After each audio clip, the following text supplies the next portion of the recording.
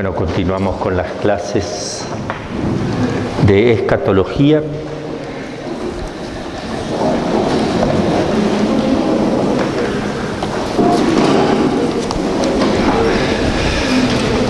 Estamos viendo las almas del purgatorio. Habíamos llegado a un punto que se llama cuestiones complementarias, que son muy importantes. Son cosas que nos interesan muchísimo porque aquí entra la psicología de las almas separadas, cómo van a vivir eso, cómo lo viven. También entra la relación que tenemos nosotros con ella y ellas con nosotros. Con relación a las penas,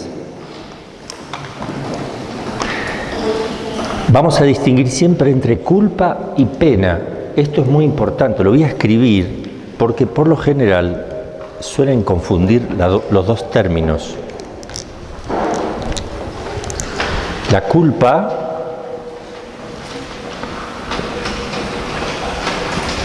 y la pena.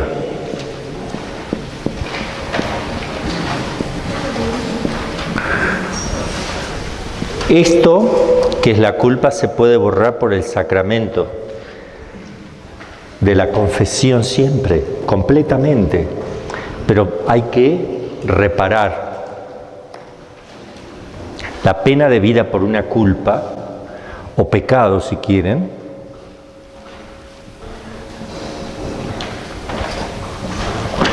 el pecado se perdona, pero hay que reparar, hay que pagar eso, arreglar una cuestión en justicia. Un ladrón que le quita, roba un banco y se arrepiente, le van a decir, bueno, está bien, te vamos a perdonar, pero devuelve el dinero, primero, en justicia.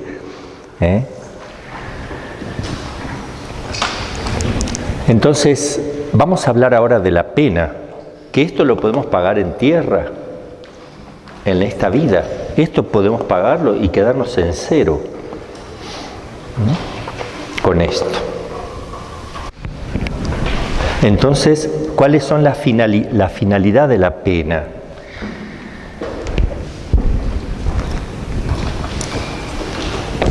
Nosotros tenemos los pecados mortales y los pecados veniales. Si uno muere en pecado mortal, no puede ir al cielo. Voy a ser muy simple. Si muere en pecados veniales, pero no mortales, sí puede ir al cielo. Ahora hay personas que mueren con el pecado venial confesados también, o no, porque no se confesaron. No sé, acaba de enojarse uno con una persona un poco ahí, o criticó a otro en algo chiquitito, obviamente, pecado venial, y lo criticó y quedó ahí. No lo confesó, entonces es distinto. Si tú confiesas un pecado venial y no, es distinto. No es obligatorio, pero es distinto. Entonces hay personas que mueren con pecados veniales que no se arrepintieron y por tanto se borra porque la misma gracia de Dios que ya tienen, porque mueren en gracia, no mueren en pecado mortal, esa misma gracia de Dios, de la cual en el momento de morir actúa rechazando todo pecado, porque estás en gracia, por tanto rechaza el pecado venial también. Así lo enseña Santo Tomás. Pero si tú estás en pecado mortal, ni siquiera rechazas el pecado mortal, ni siquiera vas a rechazar el venial. Pero ¿qué pasa? ¿En qué momento se purifica eso? En el momento mismo de la muerte, dicen algunos. Lo que tenemos certeza es que algunos pueden morir con pecados veniales no perdonados y otros perdonados. Eso lo sabemos, puede pasar. Sabemos perfectamente que personas con pecados veniales no pueden entrar al cielo si no se purifican. Primero, si no se perdona ese pecado venial y si no purifica la pena que corresponde también al pecado venial.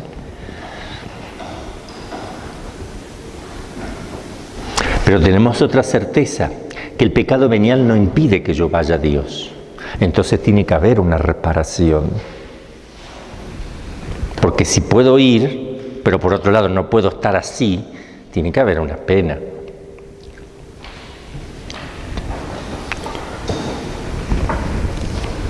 Se pusieron distintas teorías acerca de en qué momento se purifica uno, en qué momento se perdona ese pecado venial, decíamos, ¿no es cierto? Santo Tomás cree que en el momento de la muerte el mismo estado de gracia hace que uno rechace ese pecado, que no, en el momento mismo de la muerte, en el momento que se separa el alma del cuerpo.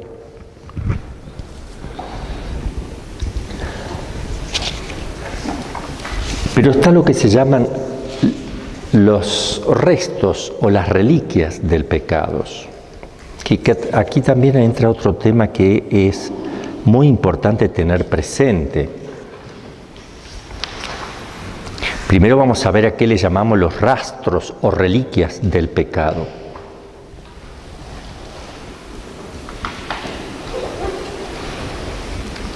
Y Santo Tomás lo explica diciendo, cuando el pecado mortal es remitido por la gracia, es decir, cuando es borrado por la gracia porque uno se arrepintió, cuando el pecado mortal se aniquila por la gracia de Dios, el alma no está ya en estado de voluntario alejamiento de Dios, se hace amigo de Dios por la gracia. Pero puede quedar en el alma una disposición defectuosa, algo queda, que la inclina hacia las cosas creadas. Hay rastros, restos, reliquias. Esta inclinación desordenada se encuentra incluso en el pecado venial, que es compatible con la gracia.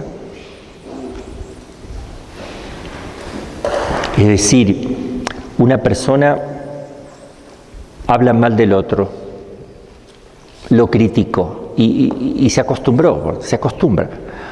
Lo criticó y le dolió un poco, pero lo dejó. Al otro día lo va a hacer y ya no le va a molestar tanto. Se va haciendo algo ahí, un pequeño monstruo escondido, algo feo, un rastro, algo feo dentro de uno, que uno puede no estar en pecado mortal, porque pide perdón, pero sigue estando eso monstruoso que en cualquier momento te lleva al pecado de vuelta, que no es el vicio, que es otra cosa el vicio. El vicio es una facilidad de hacer el mal por actos repetidos que hiciste mal, está facilitado para hacer. Es algo que queda dentro feo, que hace que uno, es como una enfermedad que queda en el alma.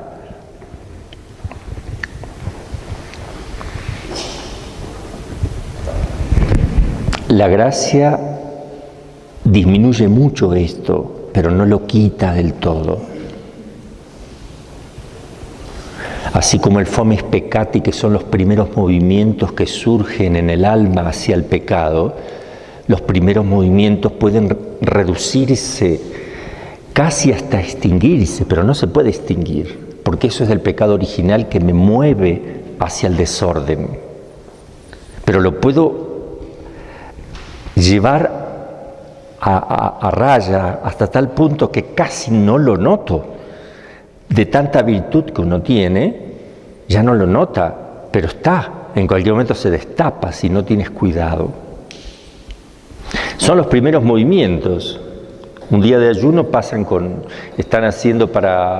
estás haciendo ayuno a las 4 de la tarde, ya llevas bastante tiempo y se siente el aroma de las pizzas de la noche que están preparando y hay algo agradable, algo que me lleva y me puede producir saliva en la boca, es decir, hasta biológico. Entonces es una inclinación, aunque esto es natural, no es pecaminoso porque uno tiene hambre, pero podría ser pecaminoso. Tratándose de algo pecaminoso, comer fuera de horarios. Viene el primer impulso y uno dice no, Pero ese primer impulso es una inclinación al fomis peccati. Eso se puede contener menos, hasta que puede casi desaparecer, o desaparece conscientemente, ya no lo tengo. Pero cuidado que en cualquier momento se va a dar la posibilidad, no hay nadie en la comunidad, nadie va a notar que una uva falta, que hay 500 uvas, una no. Y bueno, y te vas a justificar diciendo es que estoy medio mareado, tal vez mi presión ha bajado, no sé, te la vas a comer fuera de horario. El fomis peccati, la inclinación al mal. Pero no estamos hablando entonces del fomis peccati, no. Esto es de la naturaleza heredada por nuestros padres, está en la naturaleza como secuela del pecado original. Acá estamos hablando de restos o reliquias de tu pecado personal que haces.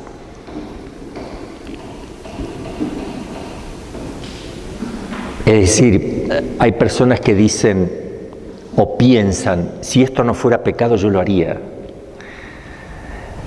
¿Y te vas a morir así? Entonces hay un apego. No lo haces porque tienes miedo, porque no quieres irte al infierno, por muchas maneras. Pero tu corazón está apegado ahí. Hay algo, porque ya lo hiciste. Si no lo hubieras hecho nunca, entonces no estaría eso. Pero sí lo hiciste alguna vez y sí lo tienes. ¿Cómo lo quitas? En el purgatorio, el sacramento de la unción me ayuda a sacar eso. Vamos a verlo. Pero también tu acto de amor, tus desprendimientos internos. Hay un sector en el inconsciente, bien adentro del alma. Le llamamos inconsciente porque ese inconsciente tiene una franja enorme en personas que jamás hacen oración, o jamás hacen meditación, o jamás hacen silencio interior. Es una franja tremenda del inconsciente, porque ellos son inconscientes. La inconsciencia del cual se habla del inconsciente puede ampliarse enormemente porque tú no haces examen diario. Entonces hay muchas cosas que pasan en tu inconsciente que son pecaminosas, que te van haciendo daño, que después caes fácilmente en el pecado, porque falta el examen, porque falta la delicadeza de la observación ahí adentro del alma, falta el trabajo fino de la conciencia, del examen, porque una cosa es decir, Señor, te amo, y esa palabra sale fácil, pero que incluya la renuncia de todo aquello que no es Dios y que yo estoy apegado cuando lo digo, eso es otra cosa. Entonces uno puede morir con esas cosas metidas, está en gracia, y a lo mejor sin pecado venial, porque se ha arrepentido y se confesó el pecado venial incluso, pero tiene estos rastros, reliquias que no se terminaron de borrar, hay que pagarlo también. Además de lo que tienes que pagar por tus pecados, están estas cosas. Sí, el sacramento de la unción de los enfermos extingue estos rastros y reliquias. Ojalá lo pudiéramos recibir. Además de aumentar la gracia, porque no te la va a dar no te la va a dar porque es sacramento de vivos, o sea, se requiere la gracia, pero si tú no estabas consciente de que estabas en pecado mortal, te olvidaste de que tenías un pecado mortal, sí te lo borra indirectamente. Pero además borra los restos y reliquias del pecado. Pero Santo Tomás tiene mucho cuidado en decir, cuidado que estos restos y reliquias no es el vicio. A ver, una persona que se embriaga fácilmente, que ya tiene el vicio de la embriaguez, tiene dos cosas. Tiene una gran debilidad, y rápido lo hace por la debilidad, el vicio rápido, pero además tiene esta reliquia, este resto, tiene un problema adentro, algo, además de esa inclinación fácil que se le puede hacer mayor en la medida que sigue tomando sin freno, pero va destruyendo algo, va haciendo daño adentro del alma, algo queda allí.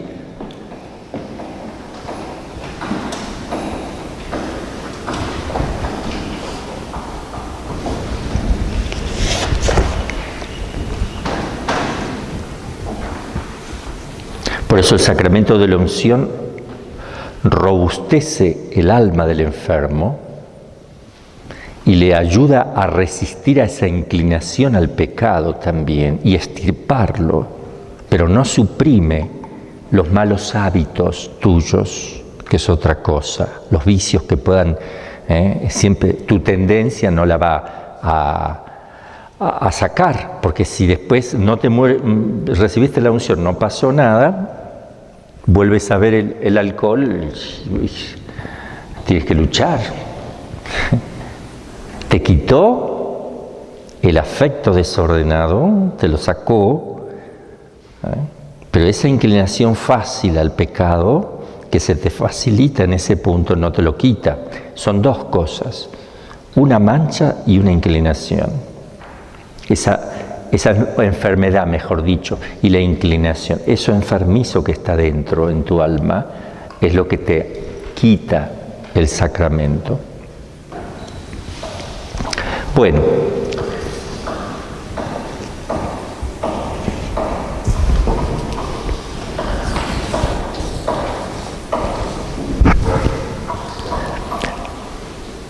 vamos a señalar dos cosas muy importantes.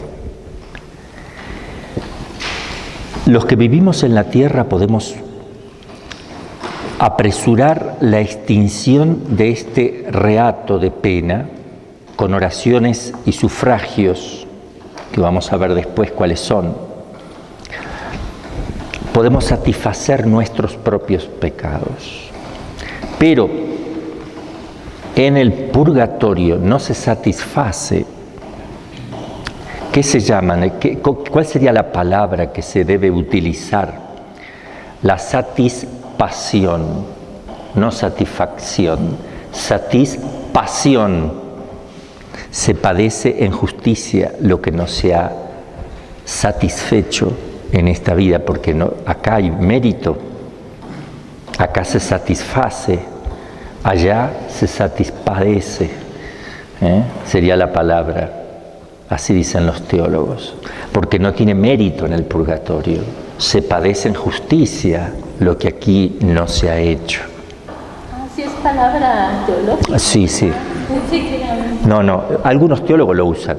Satisfacción, más que satisfacción, que son dos cosas distintas. Uno es acción de satisfacer, es decir, de hacer algo propio que quita lo que tienes que pagar después. Y aquí es satisfacción, es decir, padeces satisfactoriamente lo que debes padecer sin mérito alguno. Entonces, para distinguir las distintas cosas, se ponen las distintas palabras.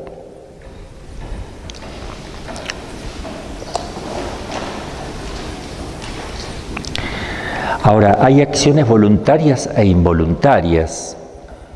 En el purgatorio, va un alma al purgatorio. ¿Es voluntario? ¿Él quiere ir al purgatorio o tiene que pasar sí o sí? Es justicia. No se ofrece libre y voluntariamente a ir al purgatorio. Es justicia. No puede no ir. Entonces, ¿es voluntario o no voluntario? Bueno, estrictamente hablando no es voluntario, pero puede transformarse en una acción voluntaria si uno acepta eso, con un corazón dispuesto. Y eso es lo que sucede, porque todas las almas lo aceptan y lo quieren y lo desean, porque ven su conveniencia. Entonces es voluntario desde este punto de vista, que las almas aceptan, que lo desean, que lo quieren, porque ven la necesidad, no quieren acercarse a Dios para ensuciar, O sea, no lo pueden ensuciar a Dios, pero saben, inmediatamente se ilumina el alma, se ilumina el entendimiento y saben perfectamente lo que son ellas y lo que es Dios y que están llamadas a esa unión tan íntima. Entonces dicen, no puedo ir con esta ropa sucia. Si esto nos pasa a nosotros en el mundo en que vivimos, que son cosas temporales, si caemos en un lodo, en un fango o en un pozo de desechos y vamos a una fiesta donde íbamos a estar con el Papa y las grandes autoridades, ¿y qué hacemos? ¿Volvemos y nos bañamos o seguimos el viaje? Y no, yo vuelvo y me baño, aunque pierda un poco de tiempo, no puedo ir así. Entonces, mucho más aquí. Entonces, eso que es involuntario, uno voluntariamente, así es. El martirio es, alguno no es que uno va y dice, yo quiero, a ver, ¿cómo puedo hacer para que me maten por Cristo? ¿No? Pero uno lo desea, pero no se expone porque sería temerario. Es temerario exponerse voluntariamente para eso, porque uno dice, yo quiero, porque ten cuidado, porque si está la soberbia detrás, si es temeridad, la soberbia está, si está la soberbia vas a claudicar,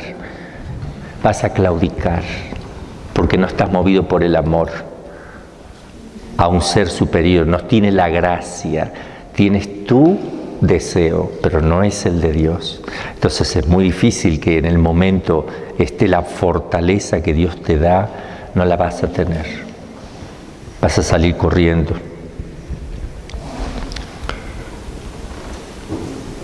Y así dice Santo Tomás, de dos modos puede ser voluntaria una cosa, con voluntad absoluta, y así ninguna pena es voluntaria, porque es propia de toda pena que contraríe la voluntad.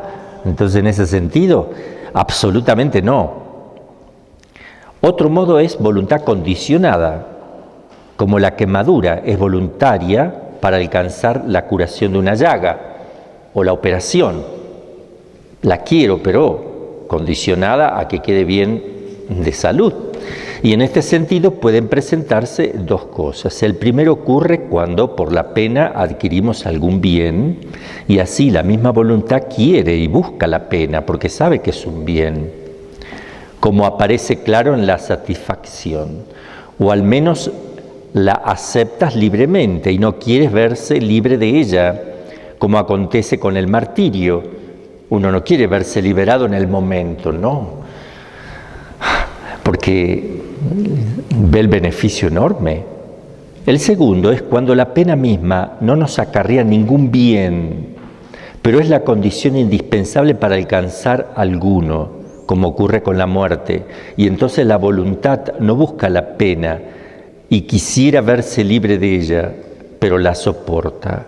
Por ello se dice que esta pena es voluntaria. En este sentido, la pena del purgatorio son voluntarios, en ese sentido. A ver, entonces tenemos tres formas de voluntariedad, sería. Una es absoluta, ahí no. Absolutamente nadie quiere voluntariamente ir a eso, no es así en el purgatorio. Y la condicionada tiene dos formas. Puede ser voluntad condicionada. ¿Por qué está condicionada? Está condicionada porque es un bien para mí, obvio, y yo no puedo presentarme así delante de Dios. Condicionada puede ser cuando yo obtengo algún bien libre y voluntariamente, por ejemplo, el que va al martirio, no le queda otra, pero lo acepta libremente y voluntariamente en su corazón. O si no, podría ser voluntario cuando no te queda otra absoluta, como cuando simplemente te mueres, no buscas la muerte ni la aceptas, sino que simplemente te mueres, no te queda otra, pero también la aceptas. Siempre está dentro de lo que es la voluntad, pero son distintos grados. Respecto del purgatorio, en esta vida los sufrimientos son mucho menos graves, así lo enseña Santo Tomás de Aquino, porque hay una verdadera satisfacción expiatoria. En cambio, en el purgatorio se sufre más, incomparablemente mayor, pero sin el mérito incluso. Por eso, si las almas del purgatorio pudieran volver a la tierra, se entregarían con ardor a una vida de penitencia voluntaria para evitar el terrible tormento del purgatorio.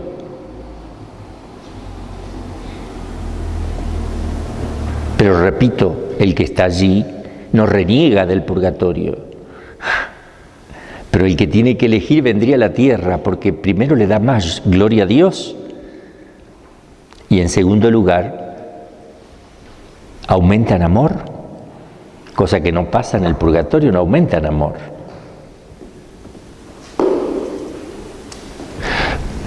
¿Cuál es la última disposición? A ver, se separa el alma del cuerpo, se separa. ¿Cuál es esa última disposición del alma?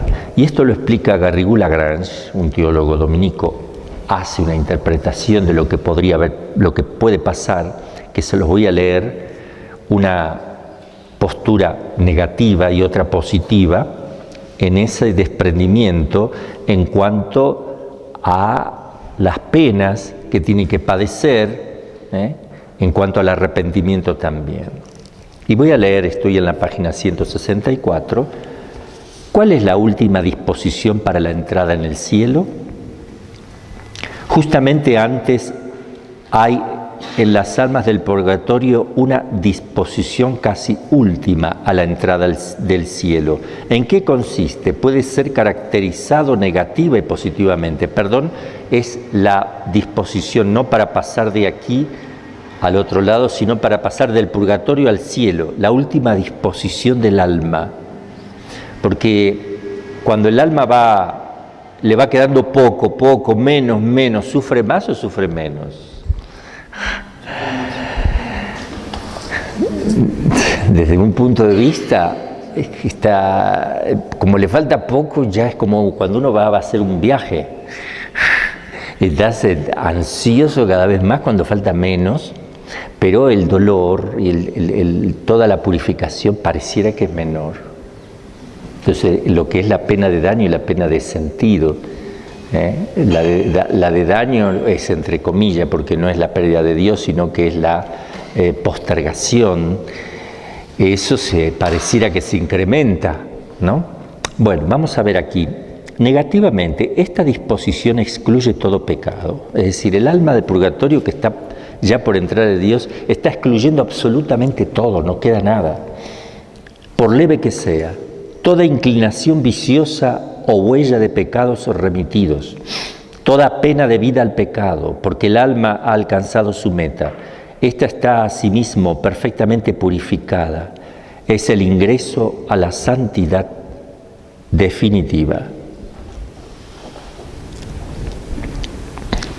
Positivamente, esta disposición se realiza en diversos grados, porque hay varias moradas en la casa del Padre Celestial, pero exige siempre una fe firme, una sólida esperanza, una ardiente caridad, un deseo intenso de Dios.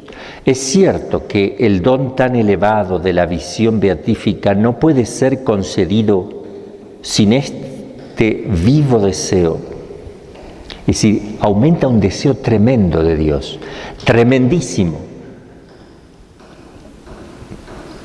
Porque el deseo es el inicio del amor. Sin él, el alma no estaría aún dispuesta para ver a Dios. Si no lo desea, imagínense, hay personas que no desean a Dios en este mundo. Acá es todo lo contrario. Acá se murieron con un deseo del 60% en gracia. Pero cuando estén por salir del purgatorio, el deseo es tremendo. Es tremendo. Es como un imán que se acerca al otro imán, ¿verdad? En sus polos opuestos. Sin ese deseo, esa atracción tremenda, el alma no estaría aún dispuesta para ver a Dios. Habría un notable inconveniente para concederle esta visión. Como por ejemplo, hay un gran inconveniente cuando una doctrina sublime es predicada a quien no aprecia aún su valor y no desea suficientemente sacar provecho de ella. No tirar las perlas a los puercos, ni las margaritas, dice Jesús, porque la van a pisotear y se te van a tirar en contra. ¿Qué pasa si tú le hablas del cielo a una persona que no cree?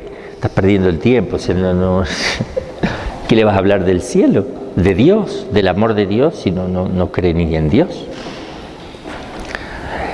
Sin embargo, al fin del purgatorio, este intenso deseo es proporcionado a la caridad de cada alma, así como murió, ¿no es cierto?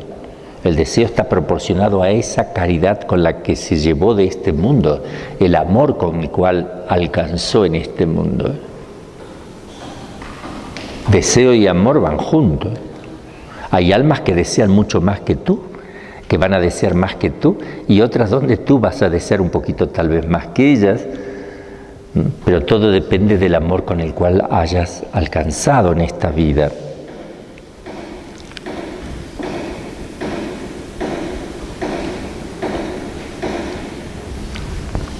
Algunas tienen 20 talentos, otras 10, otras 5, otras menos, pero en todas hay un vivo deseo de Dios, según la medida del don de Cristo.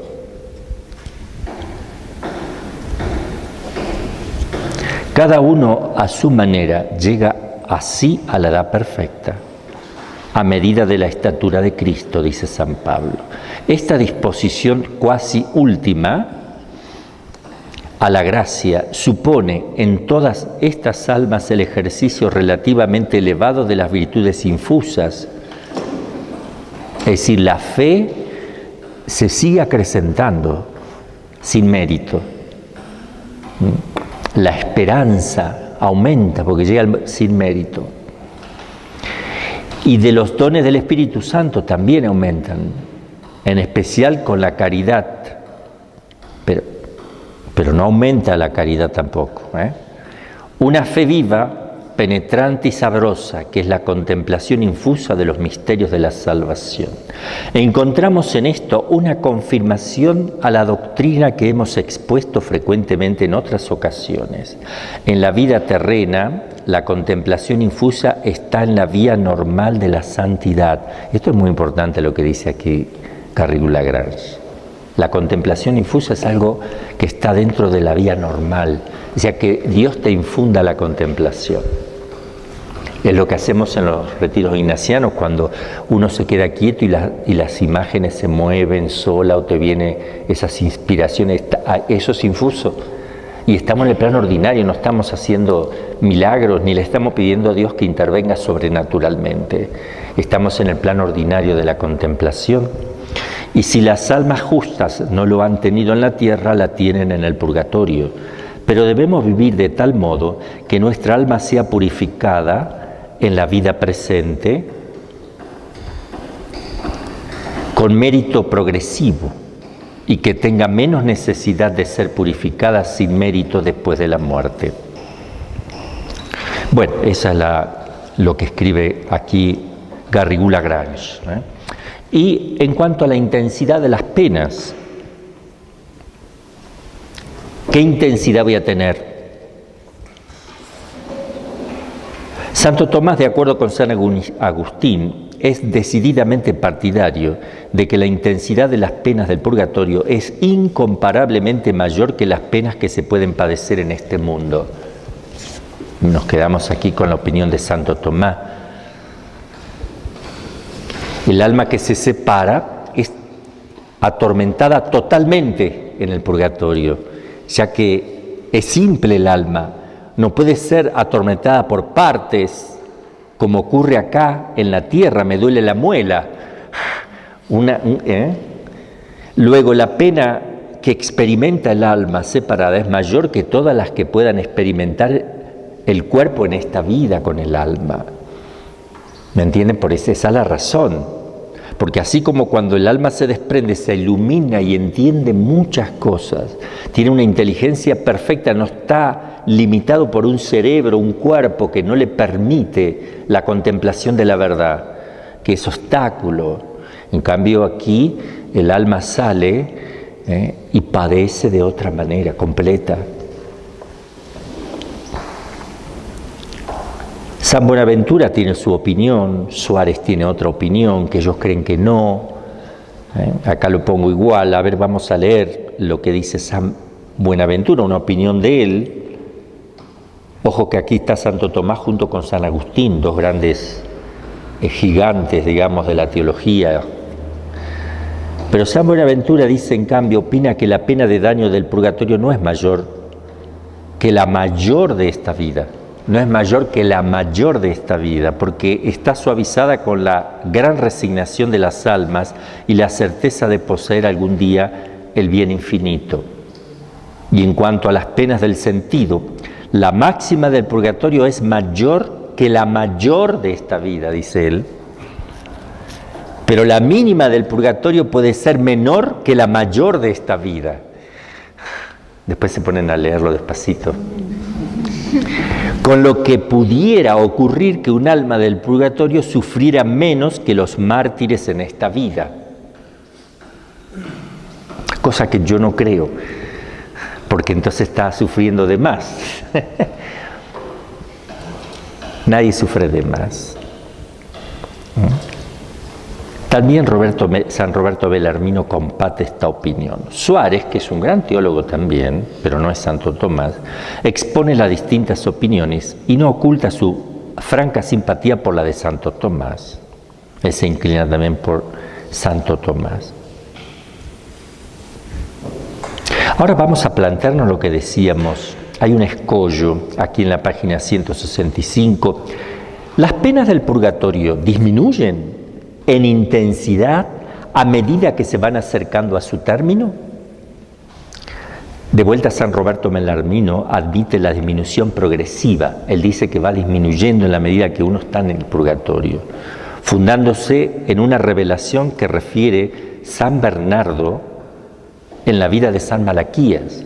San Malaquías es este santo que profetizó los papas, ¿no?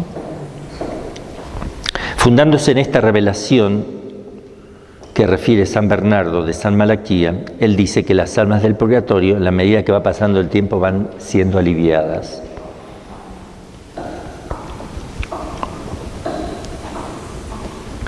También tenemos en cuenta que el purgatorio no se mide por el tiempo, sino por el evo, aunque sí se asemeja. Entonces va disminuyendo, nos quedamos con eso, pero atención que no es tan simple. ¿Qué disminuye? Porque hay dos cosas, la pena de daño y la pena de sentido. O sea, la de daño entre comillas, repito, porque solo la de daño estrictamente hablando se da en el infierno. Aquí es la postergación. Yo creo que disminuye la purificación de aquellas cosas que tú no has purificado aún, va disminuyendo, pero va aumentando el profundo dolor de no poseer a Dios, porque el deseo que va creciendo de Dios hace que duela más la ausencia del amado que cuando hay menos deseo.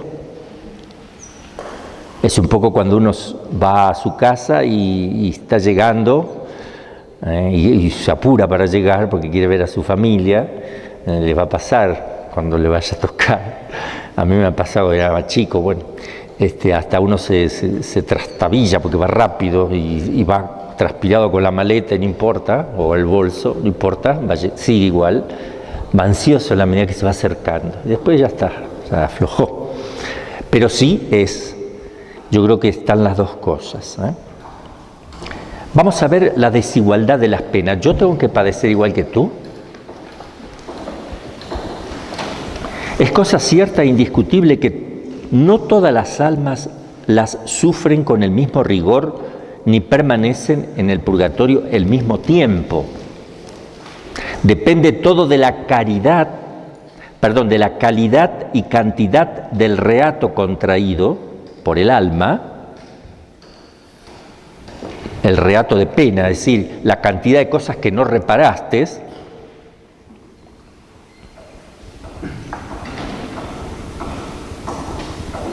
y también se tiene en cuenta el grado de visión beatífica a la que Dios te ha llamado, porque wow, acá entra la libertad de Dios. Dios es libre para amar, eso entendámoslo. no está obligado a amarte. Y Él llama a las almas a distinta elevación. A la que menos llama está feliz uno. Perfecto, no hay problema, no hay problema. Pero Él es libre de hacer eso.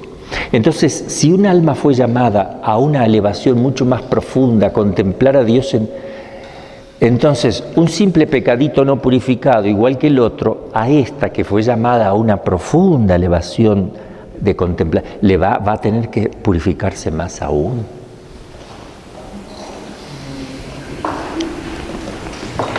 Entonces, en el pecado hay que distinguir la gravedad o cantidad de culpas y la radicación también de esa culpa en la voluntad.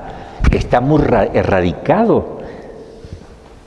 Es decir, robaste, pero eso está bien metido en ti. Has robado muchas veces y cosas grandes. También hay que tener en cuenta eso.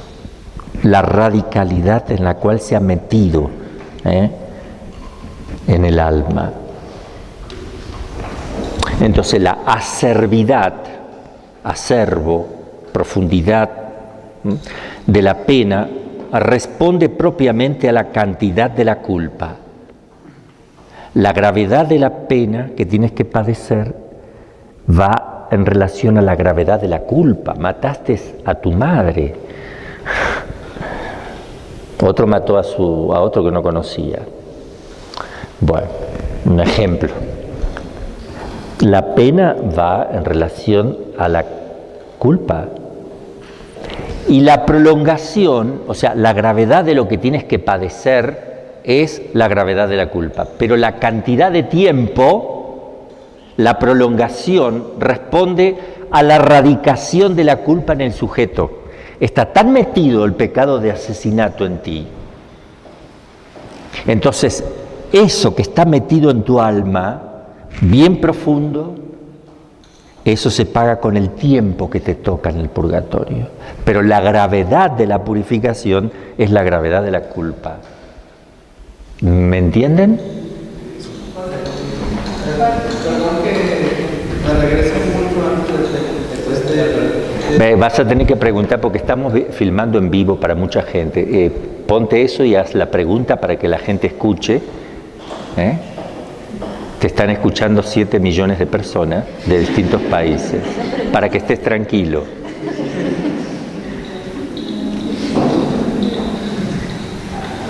Ok. Mi pregunta es, ¿cuántas maneras hay para el purgatorio? Es que hay una manera que es voluntaria y ya no entendí las otras. Pero eso es de hace como 10 minutos que estaba hablando yo atrás. Bueno, es decir, tú has entrado a la vida religiosa, ¿verdad? Ahora estás en clase. ¿Puedes elegir no estar en clase? ¿Puedes elegir no estar en clase ahora? No, porque te lo está pidiendo el superior que vengas a clase. No es voluntario, tú no estás acá en clase porque tú quisiste venir a las clases, sino que te han pedido que vengas a clase. Entonces no es voluntario absolutamente, sino condicionado. ¿Por qué estás? ¿Pero quieres estar? Claro que quiero estar. Está condicionado, pero claro que quiero estar. Y con mucho gusto quiero estar. Pero no lo elijo yo directamente. Es lo que me toca hacer en este momento y lo hago voluntariamente. O no, tal vez estoy acá porque me mandaron y no quiero y me la aguanto. Entonces son dos cosas distintas. Dentro de eso también está en que eso tenga mérito también o no, te sirva o no te sirva. ¿Ok? Pero no me quiero, ahora que pasamos, ya vamos a seguir con este tema ahora que es otro temita. Sí.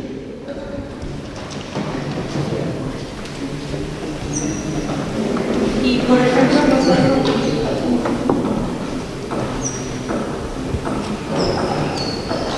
Y ahí entra, por ejemplo, la iglesia, la intercesión para que... Ya vamos a pasar a ese punto. Ahora vamos a ver todo lo que hace la iglesia, lo que hacen las indulgencias, todo. No me voy a adelantar porque si no voy a mezclar todo. Ahora estamos viendo dos cosas. La gravedad de la culpa, de la pena que va en relación a la gravedad de la culpa, y el tiempo que tienes que pagar depende de la raíz que haya hecho ese tipo de pecado dentro de ti. Eso es lo que quiero que ahora aprendan. Eso es lo nuevo. ¿Puede repetir? Sí. A ver, una persona puede matar por primera vez a otro. Una sola vez lo mató y fue porque se apasionó y mató a una persona. Es grave matar, sí es grave. Entonces, es grave la pena, es grave la culpa también que tienes que pagar. Pero hay otra persona que ya mató 400 personas, incluye su madre. ¿Es grave? Sí, es grave también.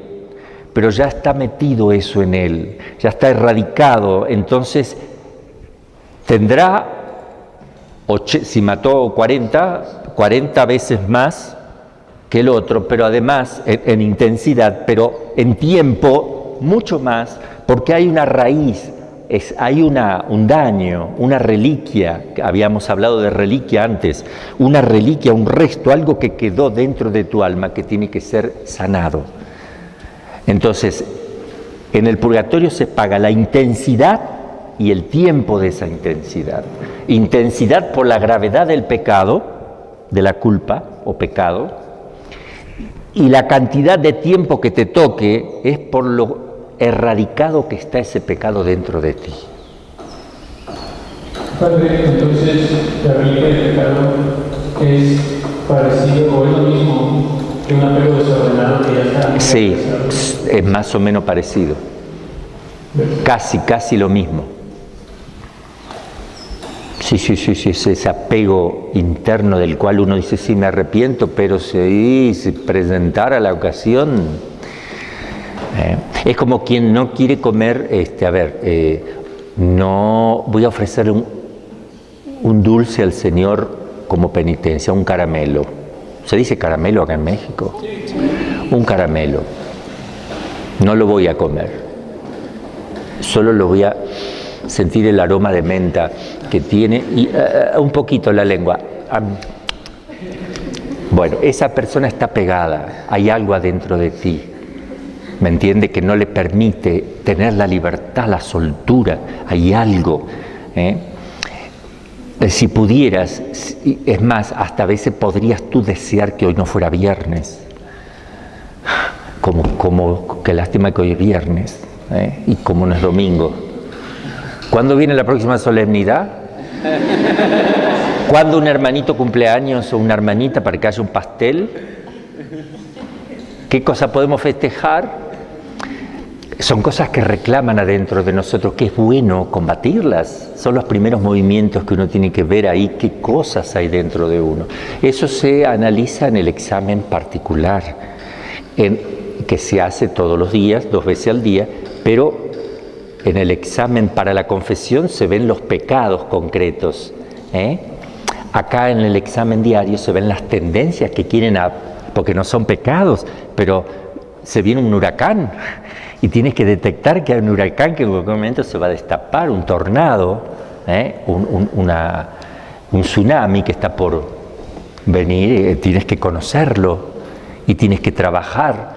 Hay pequeños sismos que puede provocar un volcán, como el de las Islas Canarias ahora. No sé si sabían, en las Islas Canarias un volcán tremendo, activo, que ya creen por meses seguir activo, tirando lava, ya va destruyendo muchas cosas. Padre, una pregunta. Así como, por ejemplo, Dios nos llama a la existencia y hay un llamado particular, vamos a como que uno no decide en dónde te puso el Señor, simplemente se descubre y se lleva. En la reparación de los pecados es lo mismo, o sea, es como de que Dios te dice cómo quiere que repares y cuánto quiere que repares, y la intensidad, o ahí la iniciativa podría ser peligrosa. Iniciativa de reparar peligrosa. O sea, por ejemplo, por lo mismo de que, digamos, A ver, lo peligroso es la imprudencia, no la iniciativa de reparar, que es una gracia, es un don de Dios. La imprudencia ya es otra cosa, ¿eh? Y la iniciativa de reparar es una cosa hermosa, es una virtud, ¿eh? La desproporcionalidad de eso puede ser lo inconveniente, pero uno puede pecar de imprudencia por exceso de amor o por falta de amor, porque imprudencia puede ser no hacer algo. Y es preferible equivocarse por exceso que por defecto, porque está seguro el amor. Hay santos que han sido imprudentes, amorosamente imprudentes, que después se dieron cuenta. Hay santos que se dieron cuenta que fueron demasiado severos, sacándose sangre con golpes en la espalda. Después se dieron cuenta que podía ser también tentación del demonio, pero se movieron por el amor. Ellos seguro, porque otros se pueden mover por amor propio, por soberbia, por aparentar, por no sé lo qué. Ya estamos hablando de otra cosa, ¿eh? Bueno, entonces, quiero que quede claro esto. La gravedad que tienes que pagar, lo grave que tienes que pagar, lo doloroso, lo tremendo que debes pagar está en proporción a la gravedad de la culpa. Pero el tiempo que se te va a dar está relacionado con la erradicación de ese pecado en tu alma, porque si es una sola vez que sucedió, es distinto que si ya está más metido dentro de ti. Por eso todo lo que se pide en la vida espiritual, todo tiene una coherencia perfecta, ¿eh? Purificar los apegos, las tendencias del corazón, todo eso es glorificar a Dios y es un bien para tu alma, que si no lo haces en esta vida, después hay que hacerlo en la otra.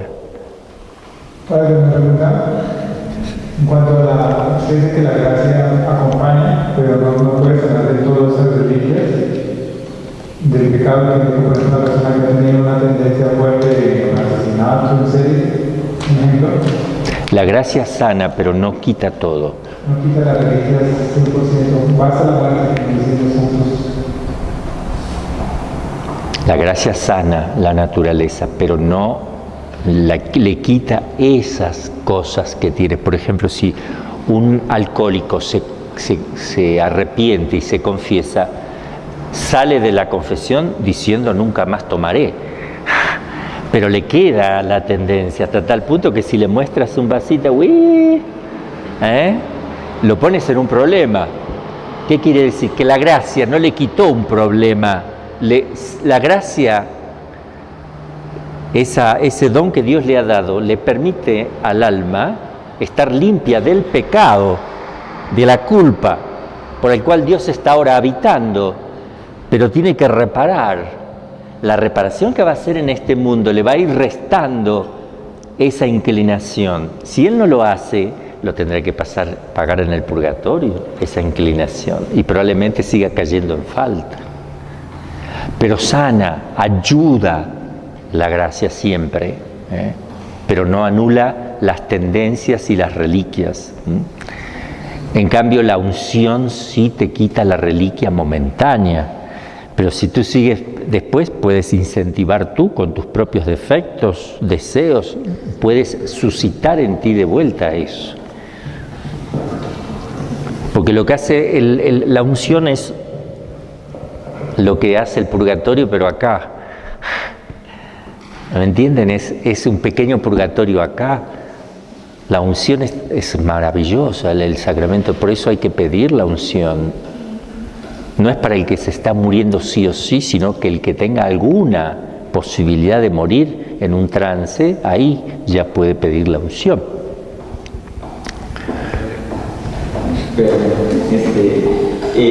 por ejemplo, también para forma de, pues para pagar esta pena, por ejemplo, hay pecados que ya pues realmente no puedes pedir perdón a la persona o pues sí, más que nada pagar de esta forma, ¿verdad?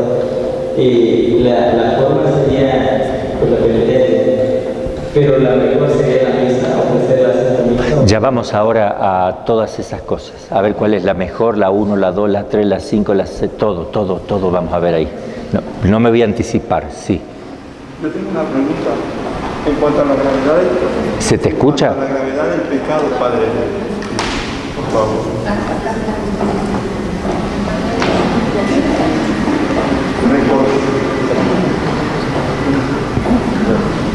Disculpe, Padre, en cuanto a la gravedad del pecado, recuerdo en alguna otra clase anterior que decía cómo traer un saco de plumas. Sí, yo soy el pecador y esas plumas se vuelan. Esos son mis pecados, ¿no? Entonces... No, yo me refería al pecado de difamación, de juicio temerario, de calumnia, o cuando yo hablo mal de alguien que se desparrama como las plumas, se suele usar siempre así. ¿Cómo hago yo para reparar si está desparramado algo que dije?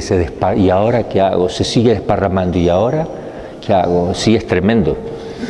Tengo que hacer una confesión pública, decir, no, yo dije eso públicamente, fue mentira mía, o sea, para que pronto se detenga eso. A eso voy con esa gravedad, ¿no? Porque uno se arrepiente que lo originó, sí. Pero eso ya repercutió. Bueno, eso también, ya vamos a ver también después, cómo esas cosas, cuando uno va al purgatorio, tiene que pagar los males que se siguen produciendo.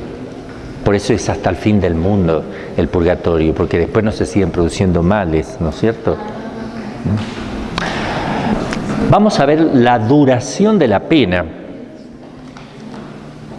¿Cuánto tiempo permanecen las almas en el purgatorio por la erradicación también de los males en la esencia del alma? ¿Cuánto tiempo varía?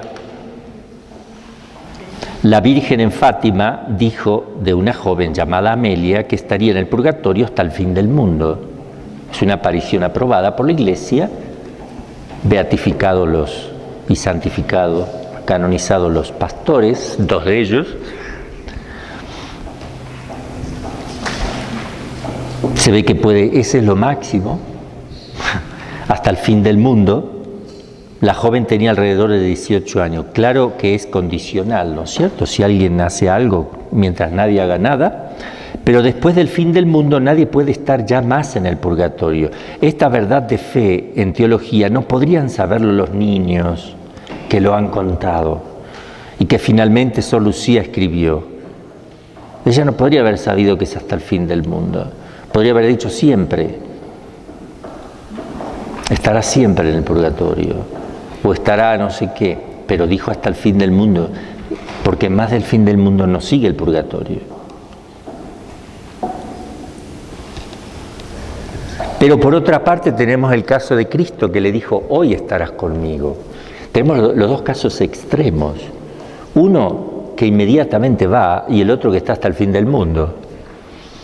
Entonces, dentro de esos dos, el más rápido y el que más demora, tenemos una gran gama de posibilidades de distintos tiempos, que no se va a prolongar más allá del juicio. Es sentencia cierta en teología, porque Cristo dijo, e irán los malos al suplicio eterno y los justos a la vida eterna. Se desprende también esta conclusión de las palabras de San Pablo en 1 Corintios 15:42, al decir que los justos resucitarán con su cuerpo glorioso, los que no se compadece con ningún género de tormentos purificadores. Por esta razón, escribe San Agustín, nadie crea que ha de haber penas purificadoras a no ser antes de aquel último y tremendo juicio. La razón por el cual no va más allá del fin del mundo, en el juicio final pronunciará el Supremo Juez la sentencia última definitiva para todo el género humano. Y eso último y definitivo no se compagina con el estado transitorio y provisional de las almas que puedan estar aún en el purgatorio.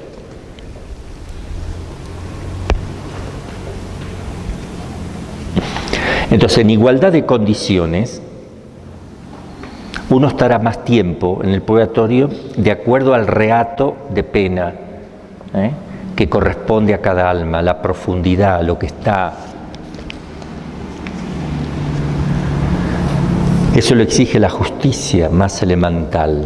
No es lo mismo un pecado que cientos de pecados, ni deja en el alma la misma huella un pecado mortal gravísimo perdonados ya en cuanto a la culpa, que una ligera mentira jocosa que no perjudique a nadie. Obvio que hay diferencias.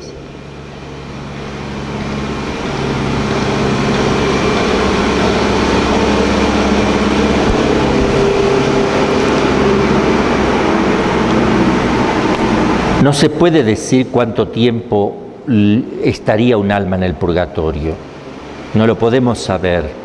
Sería temerario decir esta alma seguro le va a tocar 3 años. No sabemos. Primero que el tiempo nuestro no es el tiempo de allí, ¿no? Ni la Escritura dice nada de esto, ni la Iglesia. Nunca dicen estará hasta tal punto. Solo conocemos el caso donde la Virgen habló de Amelia y el caso de Cristo donde canoniza al buen ladrón. Dice Garrigou-Lagrange que en el purgatorio no hay tiempo continuo, sino no hay tiempo solar, no hay horas, días ni años, hay eternidad o evo, que mide lo que hay de inmutable en la sustancia del alma, de inmutable en la conciencia de sí misma y de Dios, de inmutable, en fin, en su amor. Y existe el tiempo discontinuo que mide la sucesión de sus pensamientos y sentimientos. Este tiempo discontinuo, como hemos visto, se compone de instantes espirituales sucesivos y cada uno de ellos, de estos instantes, puede corresponder a 10, 20, 30, 60 horas de nuestro tiempo solar. Como una persona puede permanecer 30 horas en éxtasis, absorbida por un solo pensamiento, y que le parece que estuvo un segundo. No existe, por consiguiente, proporción entre nuestro tiempo solar y este tiempo discontinuo del purgatorio. Miren, las personas que entran en éxtasis creen que estuvieron un ratito y pueden estar horas y horas y horas, porque se salen del tiempo, porque el alma es como arrebatada. Sigue informando mínimamente el cuerpo, pero la parte más espiritual del alma, las potencias espirituales están metidas en Dios. ¿Cómo se mide en el purgatorio y en el cielo el evo o el tiempo de estas almas? No por el movimiento de las cosas como medimos aquí la hora, por el movimiento de la tierra, hasta que se oculta el sol y vuelve a salir, decimos un día y lo dividimos en 24, etcétera, etcétera. No es por el movimiento de las cosas que sacamos el tiempo. Allá el tiempo es por actos. Cada acto de pensamiento y acto de amor que realizas es un tiempo del alma. Ese tiempo un acto de amor puede ser 7 años de acá. Porque no está en relación con el tiempo nuestro. Un pensamiento de un alma separada o de un ángel que actúa igual que un alma separada es un tiempo angélico. Él puede realizar un pensamiento que sean 700 millones de años nuestros. Se quedó en un pensamiento el ángel. Es un instante angélico, en cambio son 700.000 millones de años nuestros. No tiene relación. Nosotros medimos por el movimiento de las cosas materiales y allí se mide por las operaciones, cada acto de entendimiento y voluntad, del ángel y del alma separada. No hablamos del alma unida al cuerpo glorificado todavía, porque ya lo vamos a ver en la resurrección de los cuerpos. Pero el alma separada actúa analógicamente a los ángeles, que son seres puramente espirituales, el alma espiritual, puramente espiritual también, y realiza operaciones como el ángel porque conoce y ama. Y es libre.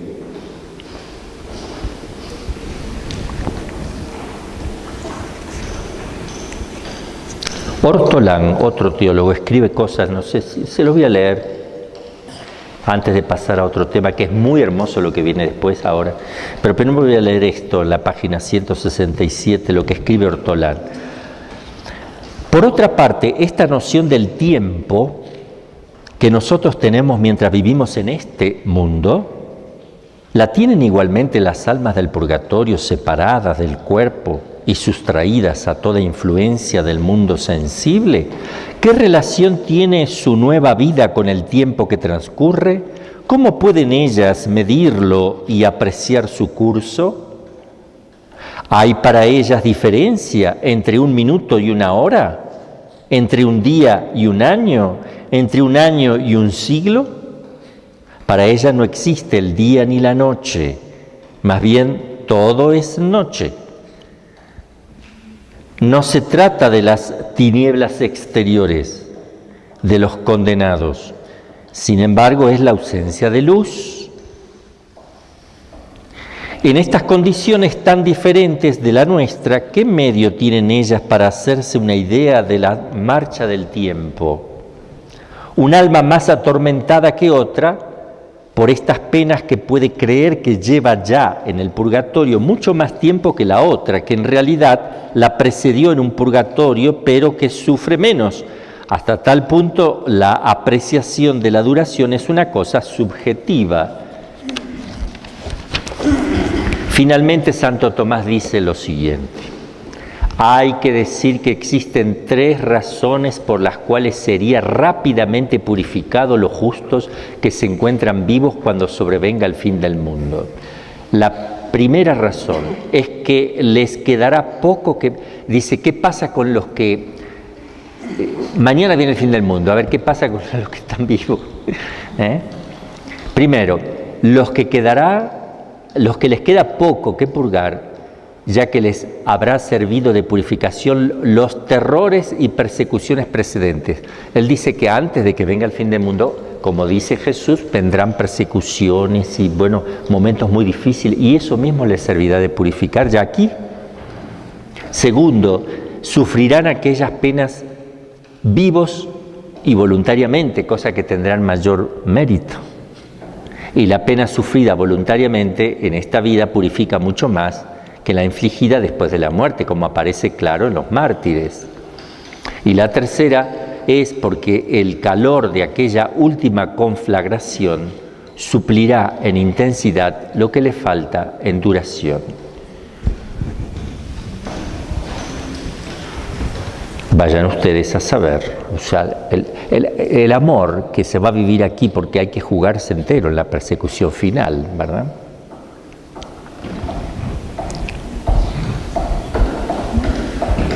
Estuvimos viendo las penas. Ahora vamos a ver el purgatorio en relación a las almas. ¿Cómo funciona psicológicamente un alma en el purgatorio? Sí. Una pregunta. En todo caso, en el fin del mundo, hay almas que no quisieron sufrir tanto o se escondieron y así, pero están en gracia. O sea, no hay mucha purificación de sus pecados. No sé, algo hará el Señor con ellas. Si se van a ir al cielo, algo va. A ver, si ellas viven en el amor, no van a estar indiferentes, madre.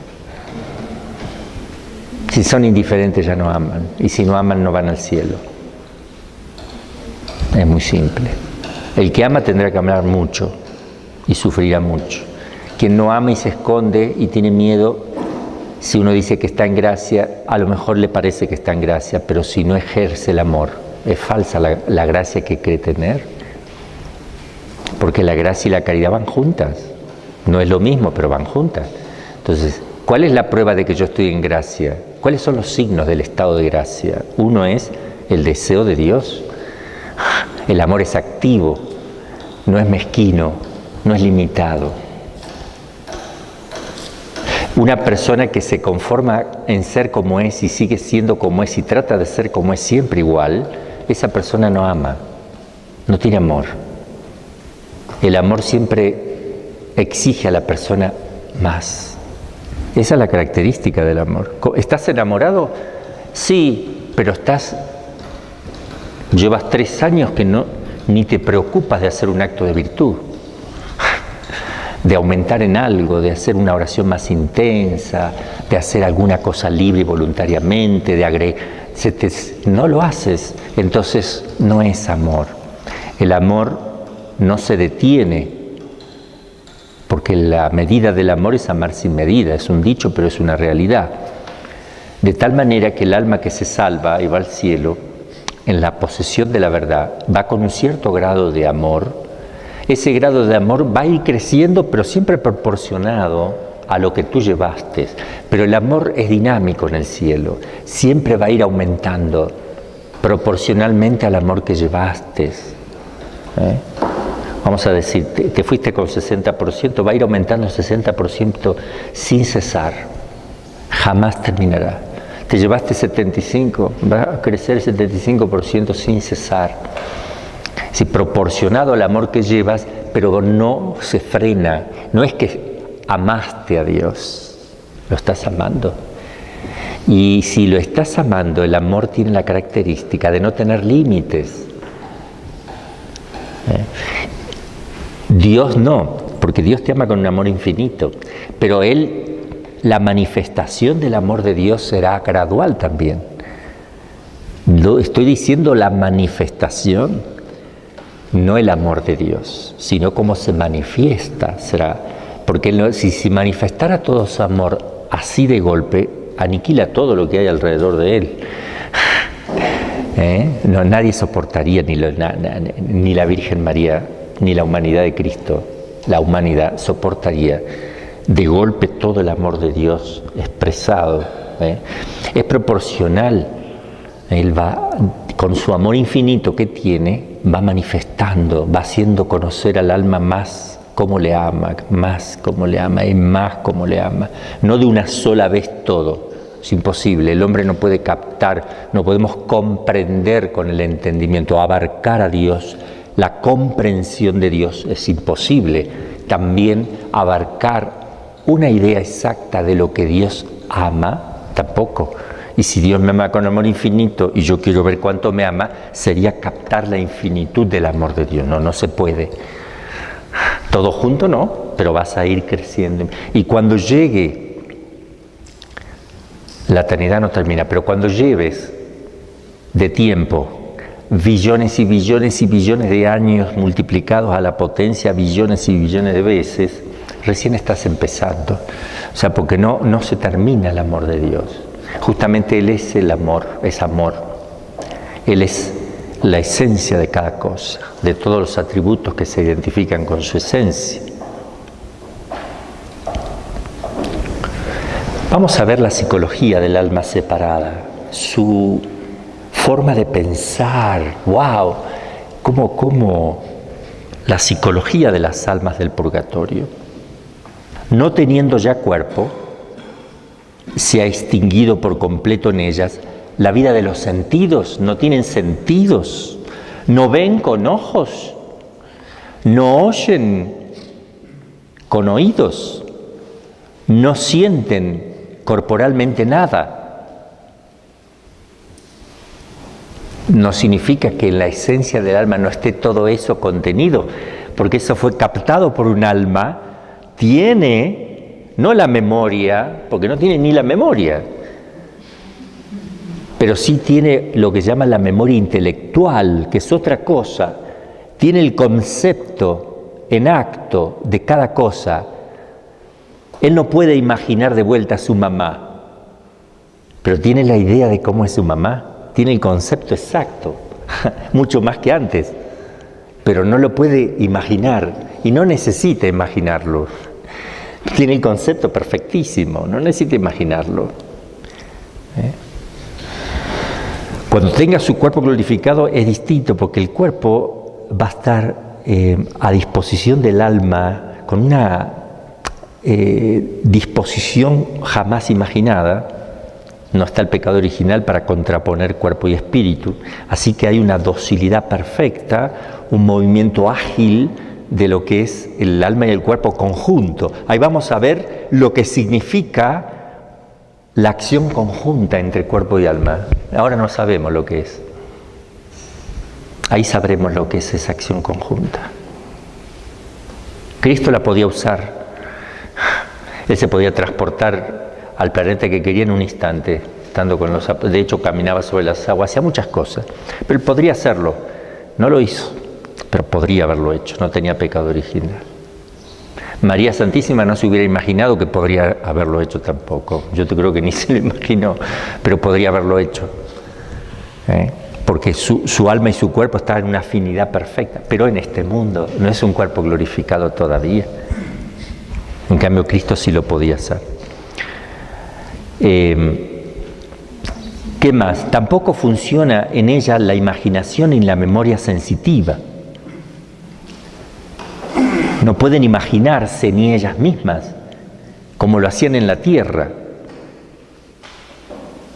cómo era exteriormente una persona determinada. La ciudad o casa donde vivieron no lo pueden volver a reproducir en el momento como cosa nueva.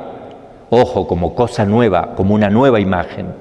Ni siquiera los rasgos de la propia fisonomía de él, que él tenía en la tierra, volverlo no, se queda con la que tuvo. Así que mírate bien al espejo antes de morir.